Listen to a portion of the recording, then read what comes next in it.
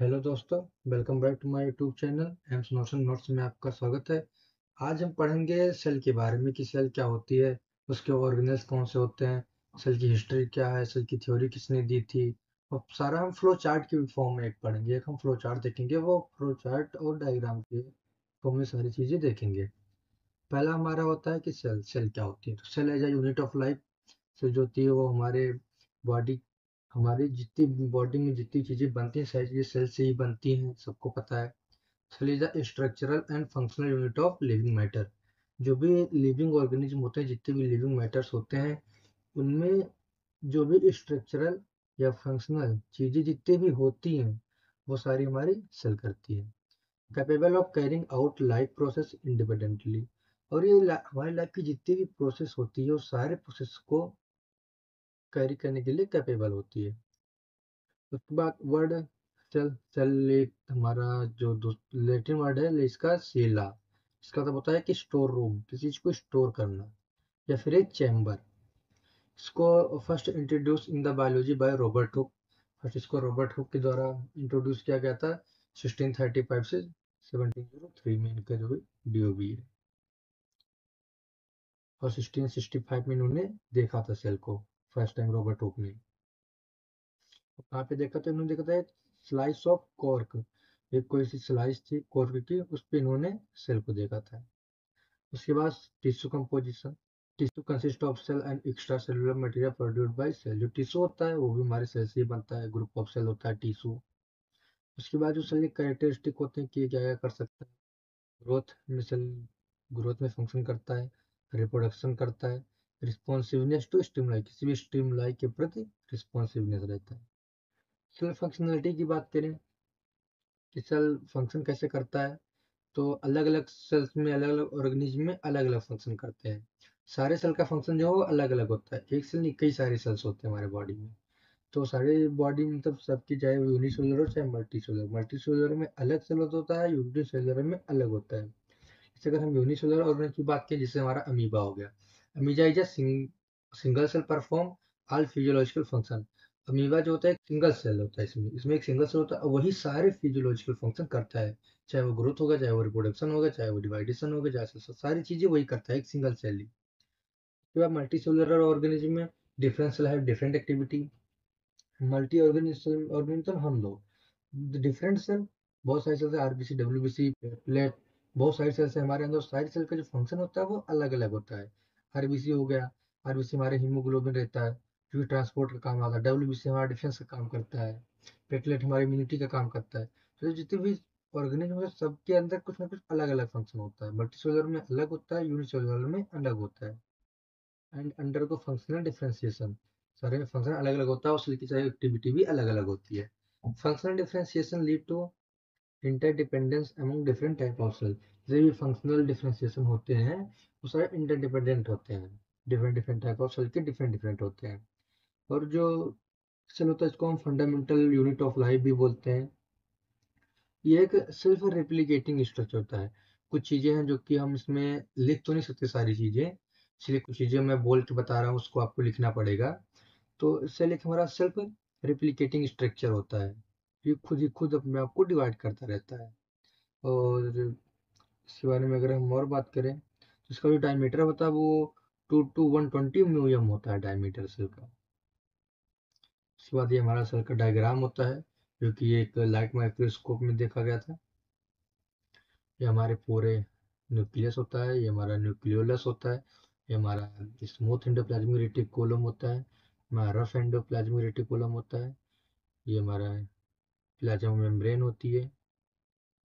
अभी और आगे डायग्राम भी है, उसके बाद फ्लो चार्ट भी, उससे आपको और समझ में आएगा कि इसमें क्या क्या चीज़ें होती हैं। राइबोसोम हो गया, माइक्रोट्यूब्यूल हो गया, ये पूरा साइटोप्लाज्म, साइटोप्लाज्म के अंदर ये हमारे सारे ऑर्गेनल्स रहते हैं।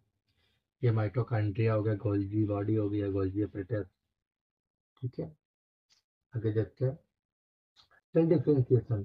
Functional differentiation of cell in multicellular organism depend on specific properties of protoplasm. जो भी प्रोटोप्लाज्म होता है उनकी एक स्पेसिफिक प्रॉपर्टी के ऊपर ही डिपेंड करता है कि जो सेल होता है वो अलग अलग सेल अलग अलग फंक्शन करेगी। इस चीज के लिए क्या किस में डिपेंड होता है? ये प्रोटोप्लाज्म के प्रॉपर्टी पे। यूनिसेलुलर ऑर्गेनिज्म में single cell perform multiple function. जो यूनिसेलुलर ऑर्गेनिज्म में एक सिंगल सेल होती है, लेकिन उसमें जो फंक्शन होते हैं वो बहुत सारे फंक्शन करता है। लेकिन जो मल्टी सेलुलर ऑर्गेनिज्म होता है, property of protoplasm are divided and delegated to specific cell. कोई स्पेसिफिक सेल है और स्पेसिफिक फंक्शन ही करता है मल्टी सेलुलर ऑर्गेनिज्म। उसके बाद नेक्स्ट हमारा प्रोटोप्लाज्म ऑर्गेनाइजेशन है। Protoplasm can be divided into two major organization. जो प्रोटोप्लाज्म होता है वो दो पार्ट में इसको हम देखते हैं। पहला हमारा न्यूक्लियस होता है, दूसरा हमारा साइटोप्लाज्म होता है। इसमें हमारा प्लाज्मा मेम्ब्रेन भी होता है, तो उसको मैंने मेंशन नहीं किया, उसको भी आगे हम पढ़ेंगे। इसमें हमारा न्यूक्लियस होता है, न्यूक्लियस है न्यूक्लियोप्लाज्म या फिर कैरियोप्लाज्म। एक कैरियोसाइट होता है, कैरियोसाइट का मतलब हमारा न्यूक्लियस ही होता है। कैरियो का मतलब ही न्यूक्लियस होता है। जो हमारा न्यूक्लियस होता है वो कंट्रोल ऑल सेलेक्टिविटी, सारी सेल की एक्टिविटी को कंट्रोल करता है। और जो साइटोप्लाज्म होता है कैरीज आउट सेल एक्टिविटी, जो भी सेल के आउट की एक्टिविटी होती है हमारा साइटोप्लाज्म उसको परफॉर्म करता है। उसके बाद nucleus recognized by Robert Brown in 1833। जो भी न्यूक्लियस होता है, न्यूक्लियस को किसने फर्स्ट टाइम रिकॉग्नाइज किया था? रॉबर्ट ब्राउन ने 1833 में।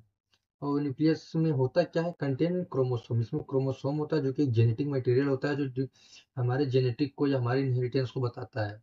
एंड न्यूक्लियोलाइस में होता है जो कि प्रोटीन सिंथेसिस के काम में आता है। जितनी भी चीजें इसमें लिखी है, जितने भी कंटेंट है, कंटेंट तो कम है, लेकिन जितने भी कंटेंट इसमें है, अगर आप देखोगे, अगर आप इसको एक बार लेक्चर को पूरा देखोगे, पूरा पढ़ोगे, तो मतलब से रिलेटेड अगर कोई सी भी टॉपिक आती है, कहीं भी एग्जाम में आप जाते हो, एग्जाम देने जाते हो, तो उसमें पॉइंट टू पॉइंट लिखा है। ऐसा नहीं कि कुछ भी लाके लिख दो, फिर ढेर सारा लिख दो, समझ में ही ना आए। इसमें पॉइंट टू पॉइंट है। जिससे क्या है, न्यूक्लियस है, न्यूक्लियस की खोज किसने किया? रॉबर्ट ब्राउन ने किया। कब किया? 1833 ईस्वी में किया। कंटेन क्रोमोसोम, न्यूक्लियस क्या होता है? क्रोमोसोम को कंटेन करता है। क्रोमोसोम क्या होता है? जेनेटिक मटेरियल होता है। और न्यूक्लियोलाई होता है, न्यूक्लियोलाई क्या करता है? प्रोटीन सिंथेसिस करता है। उसमें हर एक पॉइंट पॉइंट से क्वेश्चन पूछा जाता है। ये क्वेश्चन आता है न्यूक्लियाई, न्यूक्लियोलाई क्या करता है? Protein synthesis. उसके बाद राइबोसोम क्या करता है? उसमें प्रोटीन सिंथेसिस आएगा। लेकिन कुछ ना कुछ में स्पेसिफिक अलग आएगा, अभी आगे देखेंगे उसको राइबोसोम को भी, उसमें कुछ ना कुछ स्पेसिफिक अलग आएगा। जैसे आ गया कि recognized by Robert Brown. Robert Brown ने क्या रिकॉग्नाइज किया था? 1833 ईस्वी में। किस ईस्वी में आ गया? कुछ भी आ सकता है इसमें। इसमें हर एक पॉइंट से क्वेश्चन उठने की संभावना बहुत ज्यादा है। इसमें हर एक पॉइंट को आपको बहुत ही बारीकी से पढ़ना पड़ेगा और हर एक चीज को लिखना पड़ेगा, क्योंकि इसमें कुछ चीजें हैं जो कि मैं लिखा नहीं हूँ, लेकिन हाँ उसको भी मैं बता रहा हूँ, बोल रहा हूँ यहाँ पे। उसके बाद ऑर्गेनल्स क्या होते हैं? Small internal organs of cells with specific function in cell metabolism. Organelles वो होते हैं कि जो हमारे जितने भी हमारे सेल की मेटाबॉलिज्म होती है, वो सारे मेटाबॉलिज्म को परफॉर्म करने के लिए हमारे ऑर्गेनल्स होते हैं, जो कि छोटे छोटे होते हैं, जो कि साइटोप्लाज्म में हमारे लगे होते हैं, साइटोप्लाज्म के अंदर होते हैं। एग्जाम्पल के लिए जैसे न्यूक्लियोलस हो गया, साइटोस्केलेटन हो गया। साइटोस्केलेटन में क्या होता है? माइक्रोट्यूब्यूल्स होते हैं, इंटरमीडिएट फिलामेंट होते हैं, माइक्रोफिलामेंट होते हैं। Determine volume and function of cytoplasm. और जो ऑर्गेनल्स होते हैं वो क्या करते हैं? साइटोप्लाज्म होता है, उसकी वॉल्यूम और फंक्शन को डिटरमाइन करते हैं। देखो इतनी मतलब सारी चीजें यहाँ पे पॉइंट टू पॉइंट है। आप जितनी भी चीजें देखोगे, सारी चीजें एक एक पॉइंट मिलेंगी आपको। Determine volume and function of cytoplasm. Cytoplasm के फंक्शन को और वॉल्यूम को डिटरमाइन करता है ऑर्गेनल्स। सही चीजें पॉइंट टू पॉइंट है। ये हमारा फ्लो चार्ट है साइटोप्लाज्म का, कि जब इसको हम लाइट माइक्रोस्कोप के अंदर देखते हैं तो उसमें क्या क्या हमें दिखता है हमें। पहला हमारा साइटोप्लाज्मिक ऑर्गेनल्स होते हैं, साइटोप्लाज्मिक इंक्लूजन दिखता है। साइटोप्लाज्मिक ऑर्गेनल्स को मैंने फिर दोबारा से देखा, उसमें मेम्ब्रेनस ऑर्गेनल्स दिखा। मेम्ब्रेनस ऑर्गेनल्स मतलब जिसमें मेम्ब्रेन है, जैसे प्लाज्मा मेम्ब्रेन हो गया, एंडोप्लाज्मिक रेटिकुलम हो गया, उसके बाद गोल्जी एपरेटस हो गया या गोल्जी बॉडी, उसके बाद mitochondria, power house of the cell, lysosome हो गया, उसके बाद साइटोप्लाज्मिक राइबोन्यूक्लिक एसिड हो गया, RNA, centrosomes, fibrils filament and tubules हो गए। उसके बाद इंक्लूजन या फिर बॉडी में क्या होता है? स्टोर्ड फोर्स होते हैं, जैसे carbohydrate, lipid, protein, secretion granules होते हैं, पिगमेंट्स होते हैं, जैसे एंडोजिनस होता है, एक्सोजिनस होता है, और क्रिस्टल्स होते हैं। क्रिस्टल्स में प्रोटीनेशियस क्रिस्टलिन होता है मटेरियल ऑफ सर्टोली सेल की, the interstitial cell of the testis, ये होते हैं। उसके बाद एक्सोजिनस में due to carotene from vegetable dust and melanic. Exo मतलब बाहर, एंडो मतलब अंदर। हम जितने भी एनएट वीडियो में पढ़ेंगे उसमें हम देखेंगे एंडोक्राइन, एक्सोक्राइन, एंडोसिक्रेशन, एक्सोसिक्रेशन, एंडोजिनस, एक्सोजिनस। इसका मतलब समझना है, एंडो मतलब अंदर, एक्सो मतलब बाहर, ठीक है। एंडोजिनस मतलब अंदर हीमोग्लोबिन होता है, मिलेनियन होता है। लेकिन तो बाहर से क्या लेते हैं, कैरोटीन की, कैरोटीन जिससे हम वेजिटेबल्स लेते हैं उसमें हमारे कैरोटीन होते हैं, मिलेनियन। ये हमारा फ्लो चार्ट होता है। अगर फ्लो चार्ट समझ जाओगे तो सारी चीजें अच्छे से समझ में आ जाएगी, हाँ किसमें क्या होता है और कहाँ से क्या आया है। उसके बाद हम पहले इंक्लूजन बॉडीज देखते हैं। Life is accumulation of metabolites. जितनी भी मेटाबॉलिट की लाइफ इज एक्यूमुलेशन होती हैं, जैसे प्रोटीन हो गया, लिपिड्स हो गए, कार्बोहाइड्रेट हो गए, क्रिस्टल्स हो गए, पिगमेंट्स हो गए, ये सारे हमारे इंक्लूजन बॉडी के अंदर आते हैं। Found in nucleus and cytoplasm. और जो इंक्लूजन बॉडी होती है वो कहाँ होती है, न्यूक्लियस में और साइटोप्लाज्म में होती है। अभी हमने देखी थी साइटोप्लाज्म के अंदर ही इंक्लूजन बॉडी हमारी होती है, साइटोप्लाज्म में भी न्यूक्लियस के अंदर। उसके बाद सिंकाइटियम होता है, a mass of undifferentiated protoplasmic scattered nuclei. Scattered nuclei, nuclei मतलब सेवरल न्यूक्लियाई, एक से अधिक न्यूक्लियाई जो यहाँ पे मिलती है प्रोटोप्लाज्म में, जहाँ पे रहती है वो हमारा सिंकाइटियम होता है। ये कहाँ पे होता है, लीवर में, अम्लाइकल कॉर्ड में। अम्लाइकल कॉर्ड में कहाँ, जो भी हमारी वार्टन जेली होती है वहाँ पे। उसके बाद सेल का स्ट्रक्चर देखते हैं हम। सेल स्ट्रक्चर में हमारा क्या होता है कि cell have common structure feature despite differences in size and shape. Cell जो होती है वो एक कॉमन स्ट्रक्चर होती है, ठीक है, कुछ फीचर्स के साथ, अलग अलग फीचर्स में अलग अलग चीजें होती हैं। इसकी जो साइज और शेप होती है अलग अलग होती है सारे सेल की। आरबीसी अलग होगी, डब्ल्यूबीसी अलग, प्लांट सेल अलग होगा, एनिमल सेल अलग होगा। सारी सेल्स की जो साइज और शेप होती है वो अलग अलग होती है। तो प्रिंसिपल यूनिट ऑफ सेल, इसकी जो मेन यूनिट जो होती है, साइटोप्लाज्म होता है, न्यूक्लियस होता है, हम लोग पहले देख चुके हैं। हम बात करते हैं साइटोप्लाज्म की। Surrounds nucleus and bounded by cell membrane. Cytoplasm जो होता है वो एक सेल मेम्ब्रेन से सराउंडेड होता है, घिरा होता है सेल मेम्ब्रेन से, जिसे हम प्लाज्मा मेम्ब्रेन भी बोलते हैं, प्लाज्मा झिल्ली। उसके बाद की कैरेक्टरिस्टिक की बात करें, कैरेक्टरिस्टिक सबसे बड़ी चीज है कैरेक्टरिस्टिक ही हर एक चीज की। साइटोप्लाज्म होमोजीनियस भी हो सकता है, वर्क्यूलेटेड भी हो सकता है, ग्रेन्युलर भी हो सकता है, रेटिकुलर भी हो सकता है और फिब्रिलर भी हो सकता है। साइटोप्लाज्म में होता क्या क्या है इसमें, हाइलोप्लाज्म होता है, वैक्यूल्स होता है, टिनी पार्टिकल्स विथ ब्रोनियन मूवमेंट, के मूवमेंट के साथ। कैपेबल ऑफ क्या कर सकता है, performing different kind of work directed by nucleus. जो भी न्यूक्लियस के द्वारा जो भी गाइड किया जाएगा उसको, जो भी करने को बोला जाएगा वो चीज साइटोप्लाज्म करेगा। ये हमारा दूसरा स्ट्रक्चर है जो कि एनिमल सेल का है। ये हमारा न्यूक्लियस हो गया, ये हमारा न्यूक्लियस है, ये हमारा न्यूक्लियोलस है, ये हमारे क्रोमैटिन है जो कि जेनेटिक मटेरियल है। ये हमारा एंडोप्लाज्मिक रेटिकुलम है जो कि ये रफ वाला है, ये स्मूथ है। और ये राइबोसोम है, राइबोसोम ये इसके ऊपर ऊपर जो लगे हैं ये भी राइबोसोम है। ये अटैच राइबोसोम है और ये फ्री राइबोसोम है।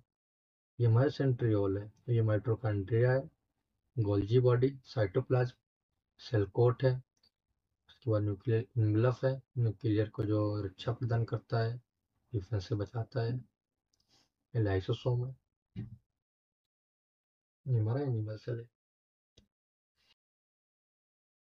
के बाद हमारा नेक्स्ट है classified into two group.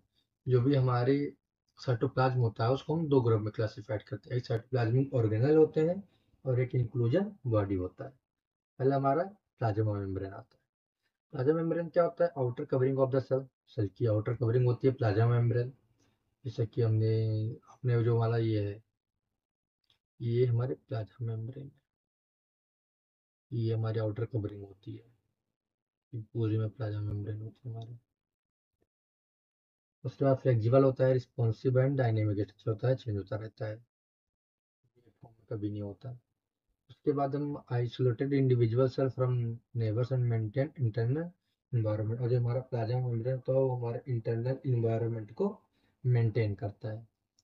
Plasma membrane की कैरेक्टरिस्टिक की बात करें हम तो ये थिन होता है, विजुअल फॉर्म होता है अंडर लाइट माइक्रोस्कोप में। ये 7 to 5 से 10 nm होता है, नैनोमीटर। ठीक, इसकी जो थिकनेस होती है वो होती है। एंड ट्रिलेमिनार होता है, मतलब ट्रिपल लेयर की होती है, स्ट्रक्चर होती है। और ये क्या कंसिस्ट करती है, double layer of lipid molecules. एक लिपिड मॉलिक्यूल्स होते हैं उनकी दो लेयर को कंसिस्ट करती है, बिटवीन टू प्रोटीन लेयर।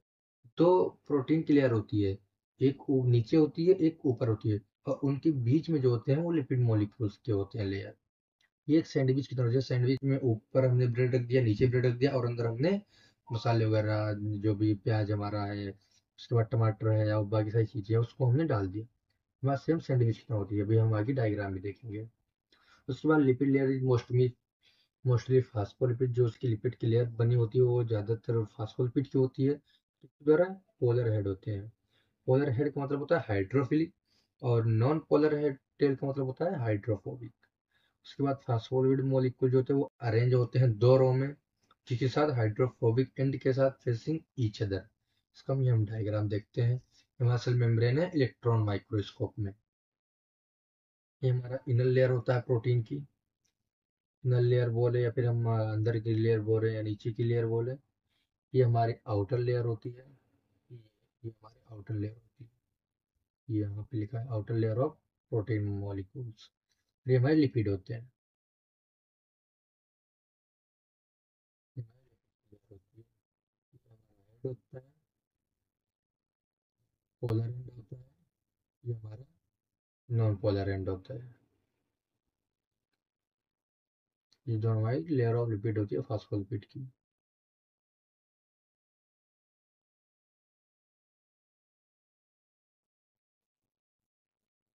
ठीक है, आगे देखते हैं। सेल मेम्ब्रेन का स्ट्रक्चर देखते हैं।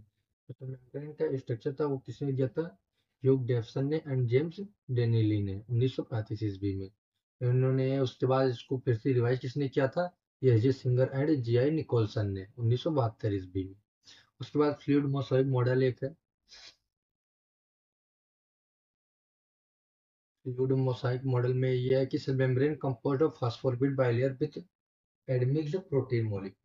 इन्होंने बताया था कि जो सेल मेम्ब्रेन होता है वो फास्फोलिपिड बाइलेयर के साथ प्रोटीन मॉलिक्यूल से मिलकर बना मिक्स होकर बना होता है।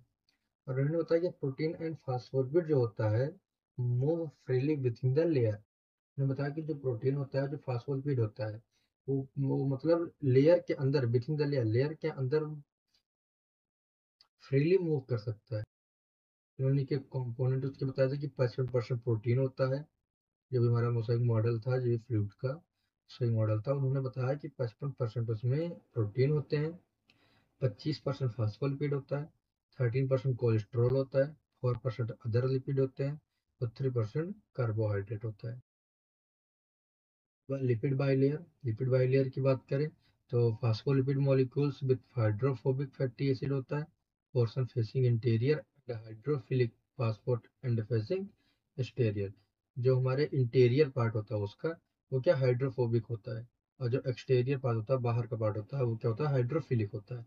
Cholesterol determine membrane fluidity. जो कोलेस्ट्रॉल होता है वो क्या डिटरमाइन करता है मेम्ब्रेन की फ्लूइडिटी को, कि उस मेम्ब्रेन के अंदर कितनी फ्लूइड है। वो कौन डिटरमाइन करता है? कोलेस्ट्रॉल से हमें पता चलता है। ये हमारा डायग्राम है उसका मोसाइक मॉडल का। ट्रांसमेम्ब्रेन ग्लाइकोप्रोटीन है, ग्लाइकोलिपिड है, कार्बोहाइड्रेट है दोनों। ये ईसीएफ है, इसे हम एक्स्ट्रा सेलुलर फ्लूइड बोलते हैं। ये पोर है, ये चैनल प्रोटीन है, ये ट्रांसमेम्ब्रेन प्रोटीन है और ये हमारा पेरिफेरल प्रोटीन है। ये कोलेस्ट्रॉल है, कोलेस्ट्रॉल है यहाँ पे। जो येलो येलो कलर का है वो कोलेस्ट्रॉल है। नेक्स्ट हमारा प्रोटीन, ग्लाइकोप्रोटीन होता है एंड लिपोप्रोटीन होता है। इंट्रिंसिक प्रोटीन में स्पेन बाइलियर होता है एंड एक्सट्रिंसिक प्रोटीन में पार्सली एम्बेडेड होते हैं। इंट्रिंसिक प्रोटीन जो होते हैं वो स्पेन बाइलियर होते हैं और जो एक्सट्रिंसिक प्रोटीन होते हैं वो पार्सली एम्बेडेड होते हैं। एम्बेडेड मतलब अंदर ये दसे रहना लगे। उसके बाद चैनल प्रोटीन जो होता है वो ट्रांसपोर्ट प्रोटीन होता है और रिसेप्टर का काम करता है, जो चैनल प्रोटीन हमारा होता है। कार्बोहाइड्रेट की बात करें तो ग्लाइकोप्रोटीन एंड ग्लाइकोलिपिड होता है।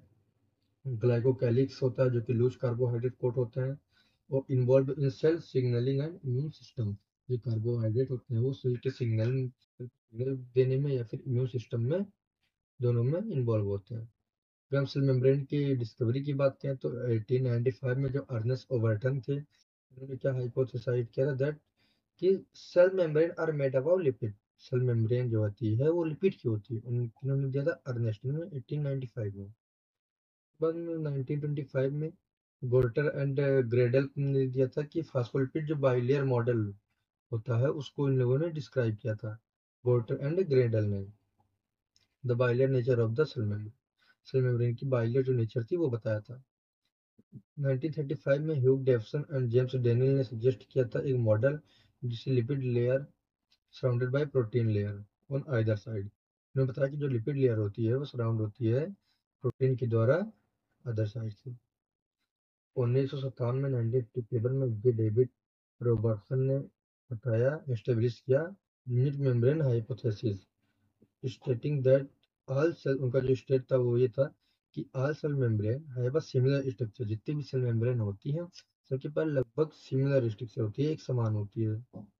A phospholipid bilayer with protein monolayer on other side की, फास्फोलिपिड की एक बाइलेयर होती है और उसके साथ प्रोटीन की मोनोलेयर होती है इधर साइड से। उसके बाद फंक्शन देखें प्लाज्मा मेम्ब्रेन की, जो ट्रांसपोर्ट का काम करता है, facilitate the transport of material across the membrane, membrane से जो अक्रॉस अंदर और बाहर जितने भी हमारे मटेरियल होते हैं उनको ट्रांसपोर्ट करता है। डिफ्यूजन का काम करता है पैसिव ओस्मोसिस के थ्रू, वो बड़ा था ना हमारा ओस्मोसिस होता है, और low high concentration to low concentration, low concentration to high concentration, osmosis and diffusion ये करता है। Transmembrane protein channel and transporters होते हैं इसमें, जैसे कि हमारा एक्टिव पोरिस हो गया, आयन चैनल्स हो गए। एंडोसाइटोसिस का भी काम होता है जिसमें हमारे पिनोसाइटोसिस और फाइगोसाइटोसिस सेल्स की तरह होता है। एक्जोसाइटोसिस भी होता है, प्रोटेक्शन का काम होता है, form of physical barrier between the intracellular and extracellular compartment. जो हमारा ईसीएफ होता है, आईसीएफ होता है, इन दोनों के बीच में एक फिजिकल बैरियर का काम करती है, प्रोटेक्शन का काम करती है। स्ट्रक्चरल इंटीग्रिटी होता है, anchor the cytoskeleton to the extracellular matrix providing shape to the cell, cell को जो है प्लाज्मा मेम्ब्रेन शेप भी प्रोवाइड करती है। सिग्नल रिसेप्टर्स का काम करती है, act as a receptor for stimuli from the outside through protein component. ठीक है, nutrient uptake and waste remove, जो प्लाज्मा मेम्ब्रेन होता है जितनी भी न्यूट्रिएंट होती हैं, जो भी न्यूट्रिएंट फंक्शन के लिए होती है, काम के लिए होती है, उसको अंदर लेता है, और जो भी वेस्ट प्रोड्यूस होगा उसको रिमूव भी करने का काम करता है। Takes in food and extract waste product, cell recognition में काम आता है, सेल को रिकॉग्नाइज करने में ग्लाइकोप्रोटीन इसमें काम में आता है। मेटाबॉलिक प्रोसेस भी करता है, protein in the cell membrane act as enzyme, जैसे कैटालाइजिंग हो गया, रिएक्शंस हो गए उसमें, and involve in metabolic process में। थैंक यू, सब्सक्राइब करें चैनल को। इसका जो नेक्स्ट पार्ट है इसमें सेल थ्योरी, अभी जो स्वीडन और सोन ने दिया सेल थ्योरी, उसमें भी सेल थ्योरी भी हमारी बाकी है। उस पर हमारे जो सारे और सेल ऑर्गेनल्स हैं उसको हम देखेंगे नेक्स्ट लेक्चर में, जल्दी अपलोड होगा। तब तक के लिए सब्सक्राइब करें और बेल आइकन को ऑन कर लें ताकि जो भी अपलोड हो वीडियो उसकी नोटिफिकेशन जल्द से जल्द आपको मिलती रहे। लाइक करें और शेयर करें। धन्यवाद।